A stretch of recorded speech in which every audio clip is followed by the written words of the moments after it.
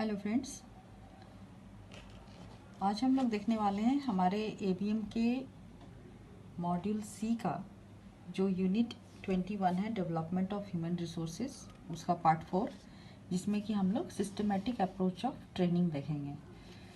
तो friends, there needs to be a systematic approach to manage training. Training को manage करने के लिए एक सिस्टमेटिकल अप्रोच होना जरूरी है।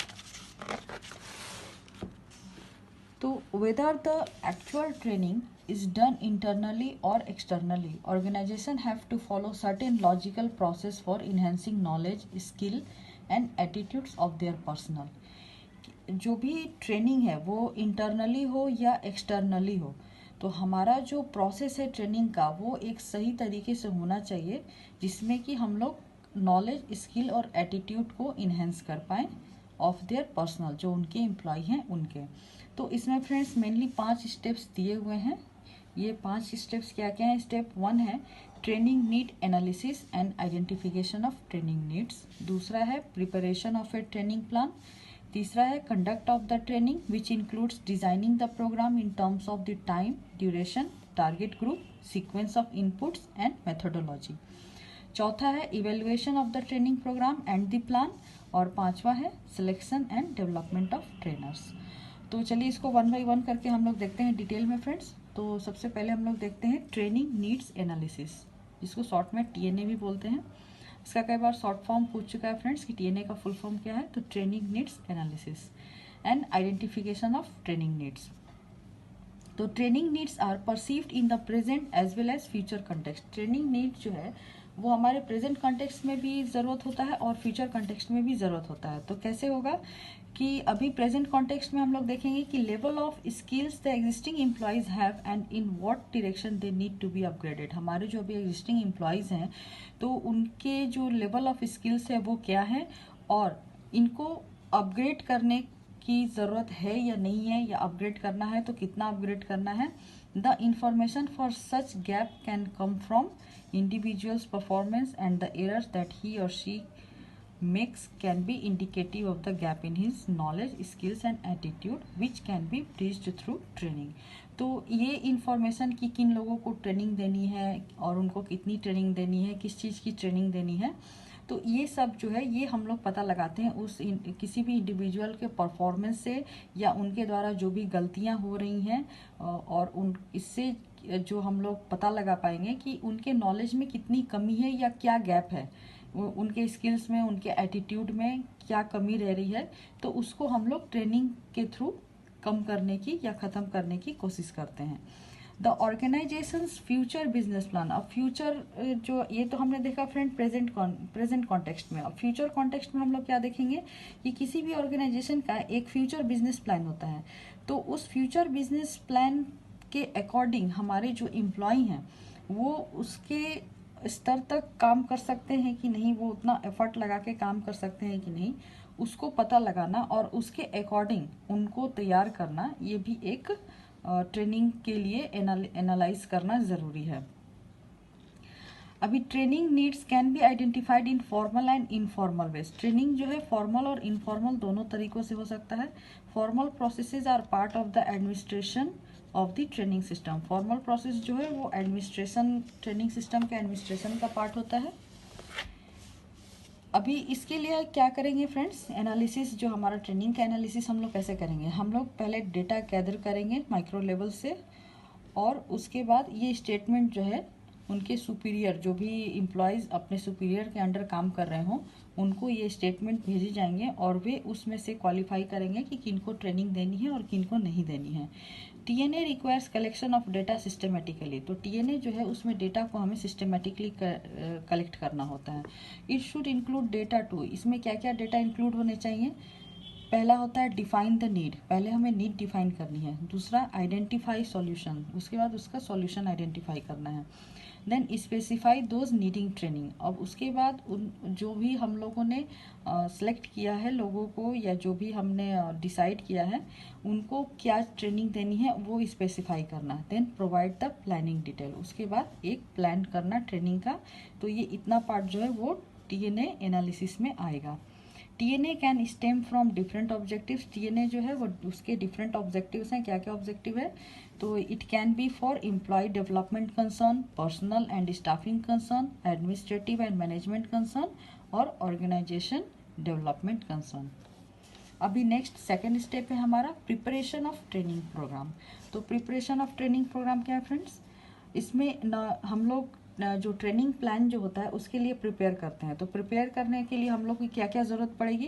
पहला तो number of training programmes to be conducted, internal और एक्सटर्नल। हमें कितने ट्रेनिंग प्रोग्राम जो है वो कंडक्ट करने हैं वो पहले आइडेंटिफाई करना होगा। Then level of employees. Level of employees हमारा क्या है? ये एकदम जैसे हम लोग देखेंगे कि जो न्यू ज्वाइनी है वो हैं, या फिर ये मिडिल मैनेजमेंट है या सीनियर मैनेजमेंट है, तो उससे हमें लेवल ऑफ एम्प्लॉय का पता चलेगा। देन है what will be the subject areas. अब हम जो ट्रेनिंग देने वाले हैं उसका सब्जेक्ट एरिया क्या होना चाहिए, तो ये भी उसमें देखा जाएगा। Then what will be the plan for allocation of resources. अब ट्रेनिंग देने के लिए हमारे पास क्या क्या रिसोर्सेज अवेलेबल हैं उसके अकॉर्डिंग हमें प्लान करना होगा। Then what arrangements are made to accommodate somethings that emerges beyond the plan.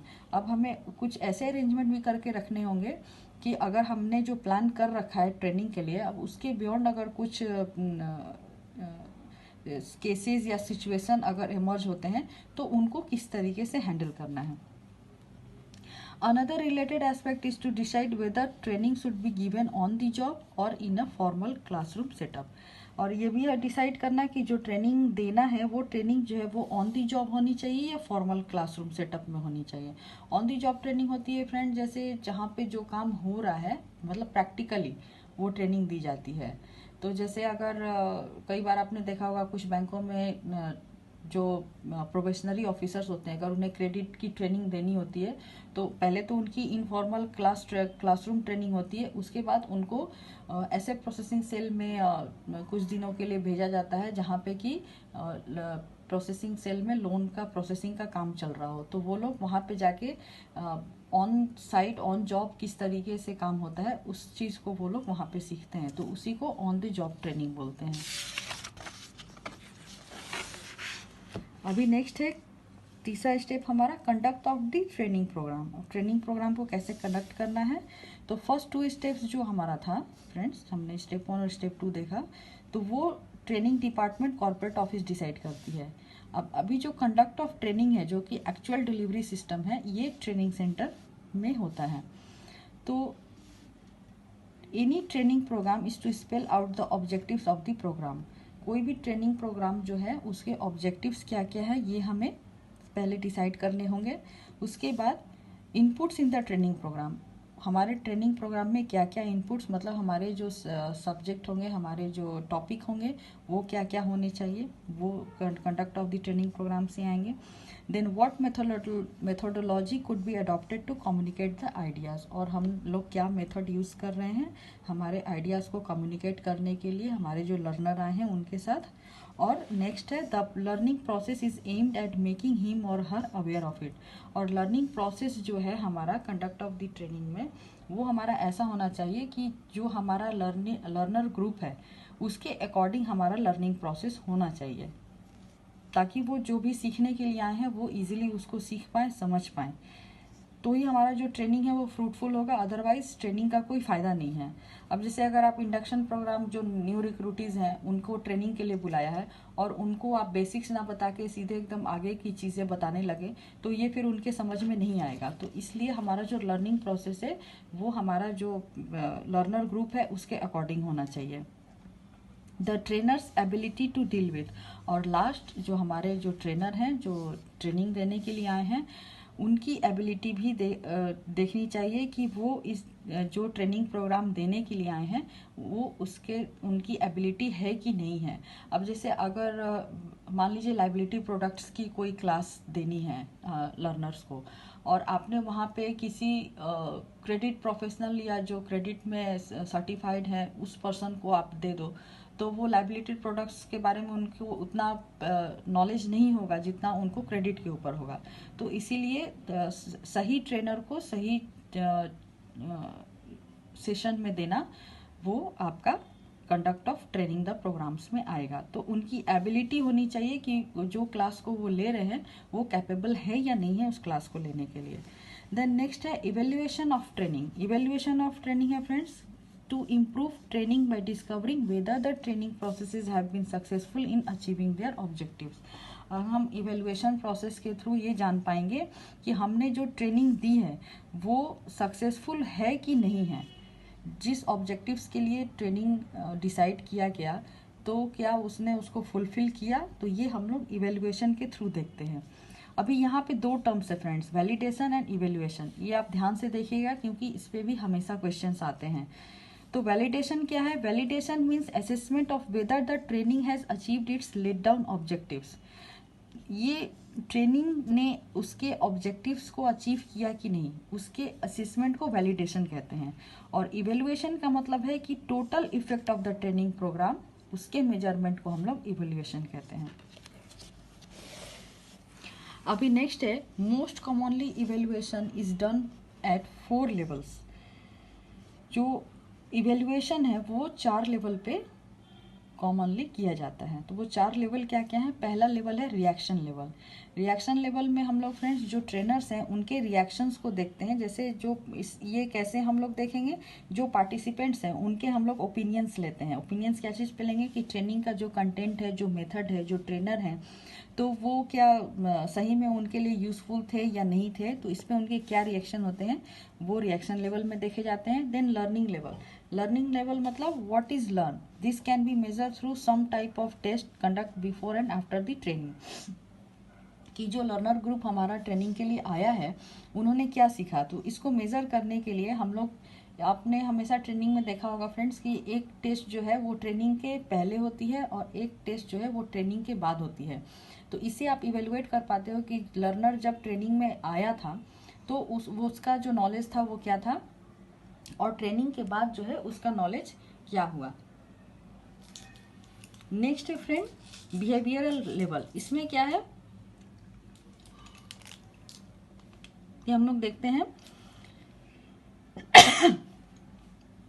कि trainees apply the learning to actual situation. कि ट्रेनिंग ने, जो हमारे लर्नर आए थे उन्होंने जो ट्रेनिंग में सीखा है वो जो सीख कर गए उन्होंने एक्चुअल सिचुएशन में उसको यूटिलाइज किया या नहीं किया, मतलब transfer of learning to work place. Next है फंक्शनिंग लेवल। फंक्शनिंग लेवल क्या है?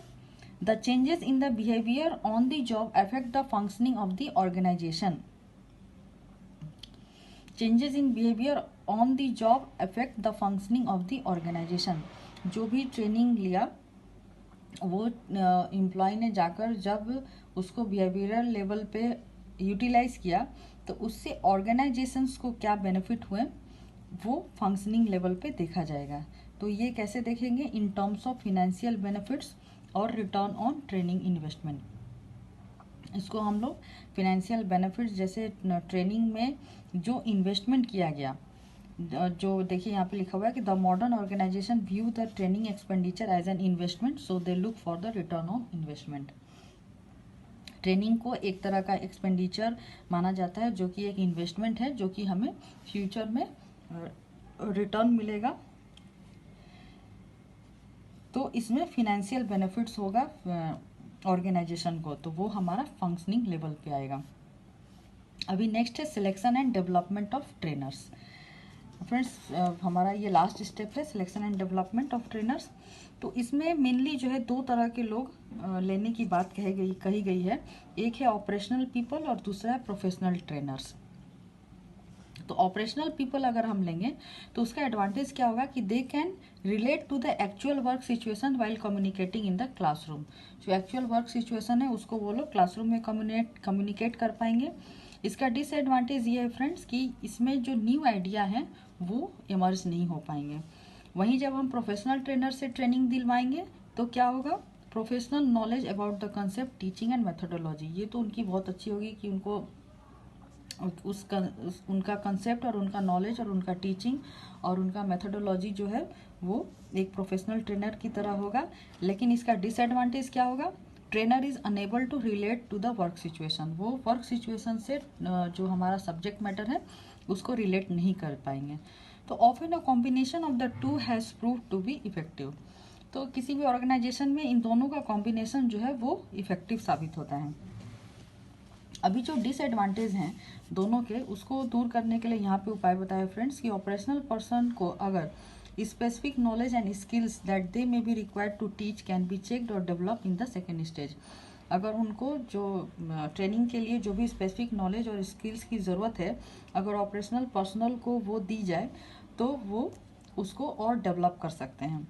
और प्रोफेशनल ट्रेनर को दिया है कि they could be placed in the actual work situation for a couple of months so that they are in a position to relate to the organisational scenario, कि उनको कुछ दिन के लिए वर्क सिचुएशन में रखा जाए ताकि वो ऑर्गेनाइजेशन सिनेरियो को जो एक्चुअल पोजीशन है उसको वो अपनी थ्योरी से कोरिलेट कर पाए। अभी नेक्स्ट है friend support system for training and development. Support system for training and development के लिए यहाँ पे एक ह्यूमन रिसोर्स इंफॉर्मेशन सिस्टम बोला गया है, HRIS। इसका भी फुल फॉर्म काफ़ी बार पूछा है फ्रेंड एग्जाम में, तो इसको भी आप लोग नोट डाउन कर लीजिएगा। तो human resources information system actually है क्या? It is a data regarding the on job experience, placement and skill acquired by way of professional qualification और training attendant is stored here. ये एक डेटाबेस है जहाँ पे कि on the job experience, placement, कोई भी एम्प्लॉय उसके क्या क्या ऑन द जॉब एक्सपीरियंस है, उसकी कहाँ कहाँ प्लेसमेंट हो चुकी है, उसके क्या क्या स्किल्स हैं उन्हें, और क्या क्या स्किल्स उसने एक्वायर्ड किए हैं bye way of professional qualification या ट्रेनिंग, उसने क्या क्या ट्रेनिंग अटेंड कर रखी है। तो ये सारे डेटा जो है एक डेटाबेस में स्टोर होते हैं and this serve as a useful database for training. और ये डेटाबेस जो है वो ट्रेनिंग के लिए यूज़ की जाती है। तो इस टॉपिक में फ्रेंड्स इतना ही है, बाकी इधर और कुछ नहीं है। तो इसी के साथ हमारा ये टॉपिक यहीं ख़त्म होता है। नेक्स्ट टॉपिक में हम लोग देखेंगे एटीट्यूड डेवलपमेंट। तो अगर आपको हमारा वीडियो अच्छा लगा है तो आप हमारे चैनल को सब्सक्राइब करिए, शेयर करिए, और आप थम्स अप और थम्स डाउन वीडियो बटन को प्रेस करके हमारे वीडियो को लाइक और डिसलाइक भी कर सकते हैं। तो तब तक के लिए keep watching our channel and thank you for watching friends.